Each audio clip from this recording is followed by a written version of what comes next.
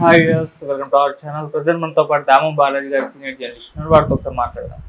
Sir నమస్కారం. Sir Tirupati laddu కల్తీ వ్యవహారానికి సంబంధించి మొత్తం జగన్మోహన్ రెడ్డి గారే చేశారు, మాకేం సంబంధం లేదని చెప్పేసి వైవి సుబ్బారెడ్డి విచారణలో సిట్ అధికారులతో చెప్పినట్టుగా వార్తలు అయితే వస్తున్నాయి సార్. సో మరుసబెట్టి ఒక్కొక్కరిని కూడా అంటే విచారణ చేస్తున్నారు. నిన్న ధర్మారెడ్డిని చేశారు, ఇవాళ వైవి సుబ్బారెడ్డిని చేశారు. సో వీళ్ళంతా కూడా ఇప్పుడు జగన్మోహన్ రెడ్డి వైపు వేళ్లు చూపిస్తున్నట్టుగా తెలుస్తుంది. మరి వైవి సుబ్బారెడ్డి విచారణలో ఏం చెప్పారు, మరి జగన్మోహన్ రెడ్డి గారి మెడకేమన్నా చుట్టుకోబోతుందా, మరి ఆయన కూడా నోటీస్ ఇచ్చే అవకాశం ఉంది, అరెస్ట్ చేసే అవకాశం ఉందని చెప్పేసి వార్తలు వస్తున్నాయి సార్. మరి ఎటువైపు వెళ్తుంది సార్? మొన్నటి వరకు మద్యం కుంభకోణం కేసు సీరియస్ గా తీసుకొని చేశారు. ఇప్పుడు లడ్డు కల్తీ కేసు, అంటే కల్తీ నెయ్యి లడ్డు తయారీకి వాడారు అన్న కేసు సీరియస్ గా తీసుకొని సిట్టు చేస్తుంది. దీనికి సిట్టు కంప్లీట్గా సిబిఐ డైరెక్టర్ కంట్రోల్లోనే పనిచేస్తుంది.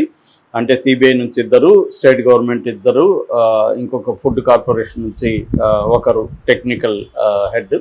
సో వీళ్ళు 5 మందితో సిట్టు ఫామ్ అయింది. ఆల్రెడీ చాలా మందిని అరెస్ట్ చేశారు. ముఖ్యంగా ఇప్పుడు బోలేబాబా డైరీ చుట్టూ కూడా ఇది తిరుగుతుంది. ఇప్పుడు ఏంటంటే మెల్లమెల్లగా అసలు దీంట్లో వైవి సుబ్బారెడ్డి పాత్ర ప్రధానంగా ఉందన్న విషయాలు బయటకు వచ్చాయి. సిట్టు విచారణ డీటెయిల్గా తెలుగుదేశం మీడియా మరి సిట్టోళ్ళు లీక్ చేశారా, ఎలా వచ్చింది వీళ్ళకి అనేది తెలియదు, కానీ డీటెయిల్గా ప్రశ్న జవాబుతో సహా డీటెయిల్గా అసలు ఎన్ని గంటలు ఎన్ని నిమిషాలకు ఎలా రియాక్ట్ అయ్యాడు, ఏ ప్రశ్న అడిగారు మొత్తం కూడా తెలుగుదేశం మీడియా బయటికి తీసుకొచ్చింది. ఇది సాధారణంగా జరుగుతున్నది. అంటే ఏ ప్రభుత్వం ఉన్నా కూడా ఆ ప్రభుత్వాలకు సంబంధించిన సిట్లు కానీ సిబిఐలు కానీ ఉంటే వాళ్ళు అపోజిషన్ పార్టీకి లీక్ చేయడం అనేది జరుగుతుంది. అలాగా లీక్ అయినట్టుగా తెలుస్తుంది. అఫిషియల్గా అయితే వాళ్ళు ఏం బయటికి చెప్పలేదు.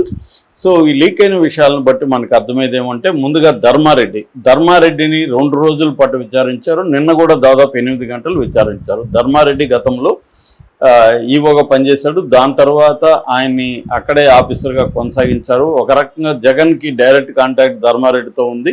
అక్కడ ఎవరు టీటీడీ బోర్డు చైర్మన్ ఉన్నప్పటికీ ధర్మారెడ్డి మొత్తం కూడా జగన్కి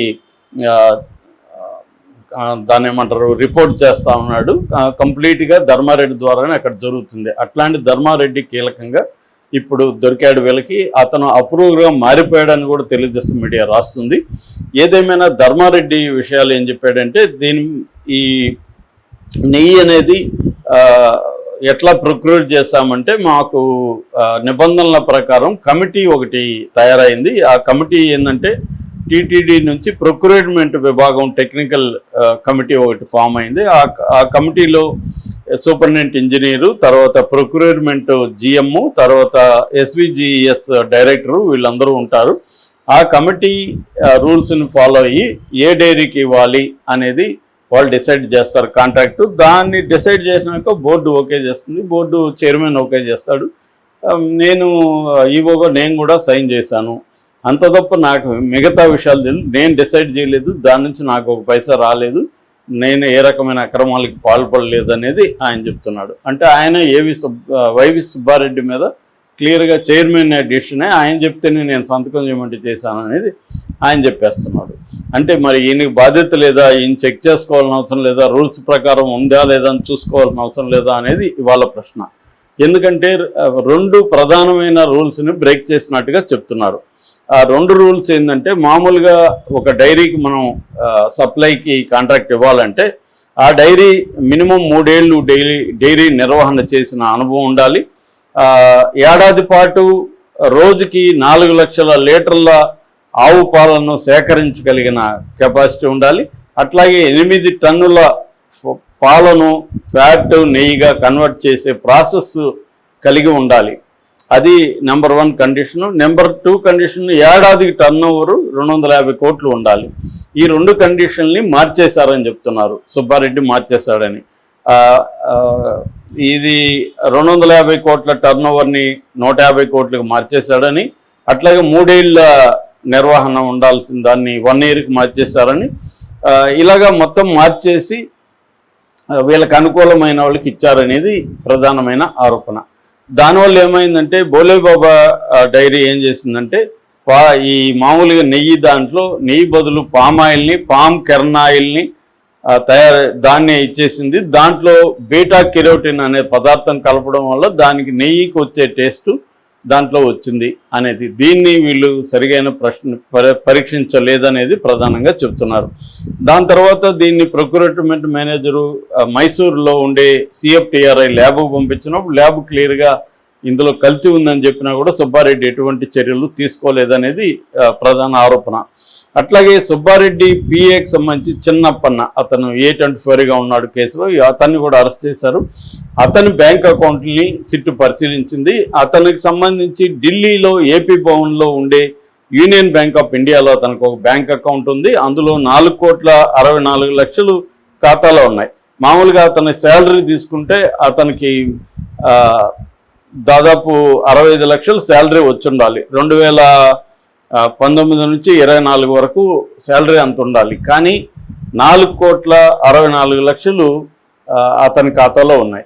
దాని తర్వాత అవి వివిధ ఖాతాలకు రీడిస్ట్రిబ్యూషన్ జరిగిపోయింది. ఫైనల్గా అతని ఖాతాలో 4,98,000 అంటే దాదాపు 5 లక్షలు మాత్రమే ఫైనల్గా ఖాతాలో ఉంది. మిగతా 4 కోట్ల పైన ఎవరెవరికి డిస్ట్రిబ్యూట్ అయింది ఏంటనేది ఇంకా విచారణలో వీళ్ళు పరిశీలిస్తున్నారు సిట్ వాళ్ళు. అంటే ఇదంతా కూడా ఆయన 1 లీటర్ నెయ్యికి 25 రూపాయలు వసూలు చేశాడని ఈ అప్పన్న, ఇదంతా మళ్ళీ వైవి సుబ్బారెడ్డికే వెళ్ళిందనేది ప్రధానంగా సిట్ ఆరోపిస్తుంది.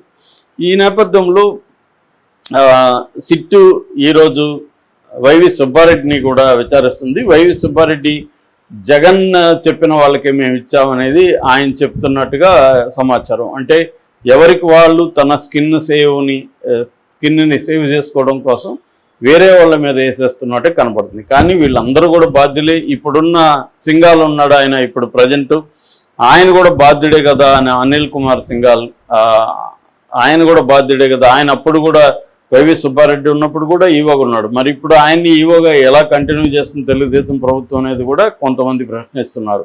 ఆయనకి తెలియకుండా జరిగింది, ఈవో సంతకం కూడా ఉంటుంది కదా.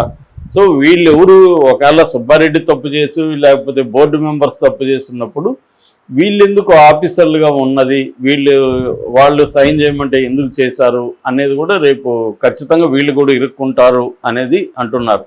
మొత్తంగా ఏంటంటే ప్రీమియర్ అగ్రి ఫుడ్స్, తర్వాత వైష్ణవి బోలేబాబా డైరీ, ఈ ముగ్గురు కలిసి ఫ్రాడ్ చేశారు. ఈ ముగ్గురికి కాంట్రాక్ట్ ఇవ్వడం అనేది 2020 నుంచి 2022 వరకు కాంట్రాక్ట్ ఇవ్వడం అనేది రాంగ్ అనేది ఇప్పుడు దీంట్లో ఖచ్చితంగా డబ్బులు తీసుకొని వైవి సుబ్బారెడ్డి కావచ్చు, ధర్మారెడ్డి కావచ్చు, అనిల్ కుమార్ సింఘాల్ కావచ్చు, అట్లాగే బోర్డు మెంబర్స్ కావచ్చు, వీళ్ళందరికీ డబ్బులు వెళ్ళాయా లేకపోతే సుబ్బారెడ్డికి మాత్రమే డబ్బులు వెళ్ళి వీళ్ళందరినీ సుబ్బారెడ్డి కన్విన్స్ చేసి, ఎందుకంటే చైర్మన్ కాబట్టి ఆయన చెప్పినట్టు విందాం మనకెందుకులే అనుకుని కూడా అనుకోవచ్చు. అందరూ డబ్బులు తీసుకున్నారని కూడా చెప్పలేము.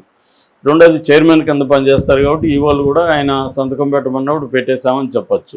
అంటే ఇక్కడ లీగల్గా రేపు పొద్దున సుప్రీంకోర్టులో వెళ్ళినప్పుడు వీళ్ళ అడ్వకేట్లు కూడా దిగుతారు. ఇటుపక్క వైఎస్ సుబ్బారెడ్డి అడ్వకేట్ వీళ్ళు లీగల్ పాయింట్స్ లేవనెత్తారు. ఇది ఆయన ఒక్క డెసిషన్ కాదు, మొత్తం సమిష్టిగా బోర్డు తీసుకున్న డెసిషన్ అని చెప్తారు. అట్లాగే ఈవోలు కూడా ఎస్కేప్ అవడానికి అప్పుడు లేదు. ఇక్కడ బయట మాట్లాడినట్టు మీడియాలో మాట్లాడినట్టు కోర్టులో మాట్లాడడం అనేది చల్లదు. కోర్టులో ఆయన సైన్ చేయమన్నాడు, సార్ నేను చేశానంటే కుదరదు. IAS ఆఫీసర్ కూడా బాధ్యత వహించాలి. గతంలో కూడా శ్రీలక్ష్మి లాంటి వాళ్ళంతా జైలుకి వెళ్ళిన సంఘటనలు మనకు కనబడతాయి. కాకపోతే ఇక్కడ ఏంటంటే ఒకటి అప్రూవర్గా మారిపోయినప్పుడు ఇది జరగకపోవచ్చు. అలాగే ధర్మారెడ్డి అప్రూవర్గా మారిపోయి వైవి సుబ్బారెడ్డిని పట్టిస్తే వైవి సుబ్బారెడ్డి ఇప్పుడు అప్రూవర్గా మారిపోయి జగన్నే చేశాడను అనేది అన్నాడు అనేది వార్తలు వస్తున్నాయి. నిజంగా అలా అంటాడా? ఎందుకంటే జగన్ని వైవి సుబ్బారెడ్డి కేసులో ఇరికించడం ద్వారా తాను ఎస్కేప్ అవ్వాలనుకున్నప్పుడు కంప్లీట్గా జగన్కి అతను ఎనిమి అయిపోయే అవకాశం ఉంది. అది అంత సాహసం చేస్తాడా అనేది చెప్పలేం. ఎందుకంటే వైవి సుబ్బారెడ్డి కూడా ఈరోజు అరెస్ట్ అయ్యే అవకాశం ఉంది, జైలుకు పోయే అవకాశం ఉంది. దాన్ని తప్పించుకోవాలి. రెండోది ఆయన భార్య కూడా వెళ్ళే అవకాశం ఉంది. ఎందుకంటే వీళ్ళ అకౌంట్లను పరిశీలించడానికి కూడా కోర్టు పర్మిషన్ అడిగింది సిట్. రేపు సిట్ పర్మిషన్ ఖచ్చితంగా కోర్టు ఇస్తుంది. ఎందుకంటే ఒక ఇన్వెస్టిగేటివ్ ఏజెన్సీకి ఒక కేసుని దర్యాప్తు చేస్తున్నప్పుడు దానికి సంబంధించిన ఆర్థిక లావాదేవీలను కూడా పరిశీలించాల్సిన అవసరం ఉంది. ఒకవేళ ఇది జరిగినప్పుడు రేపు ఈడీకి కూడా అప్పగిస్తారు. ఎందుకంటే ఒక బ్లాక్ మనీ ఇన్వాల్వ్ అయిందని డిసైడ్ అయినప్పుడు ఈడీ రంగంలో దిగింది. ఈడీ రంగంలో దిగినప్పుడు PMLA చట్టం కింద అరెస్ట్ చేస్తే బెయిల్ ఈజీగా రాదు. నేను చాలాసార్లు చెప్పాను, పిఎంఎల్ఏ చట్టంలో ట్విన్ కండిషన్స్ అని ఉంటాయి. ఆ ట్విన్ కండిషన్స్ వల్ల బెయిల్ ఇచ్చే పరిస్థితి తగ్గిపోతుంది కోర్టులకు కూడా. సో ఈ రకంగా ఇప్పుడు జగన్ మెల్లమెల్లగా జగన్ చుట్టూ ఇది చుట్టుకుంటుందా, బిగుస్తుందా అనేది అనిపిస్తుంది అందరికి కూడా. దీని మీద అయితే సీరియస్గా ముందుకెళ్తున్నారు. ఏం జరుగుతుందో మనకు కొద్ది రోజుల్లో తేలిపోయే అవకాశం ఉంది. Okay sir, thank you so much.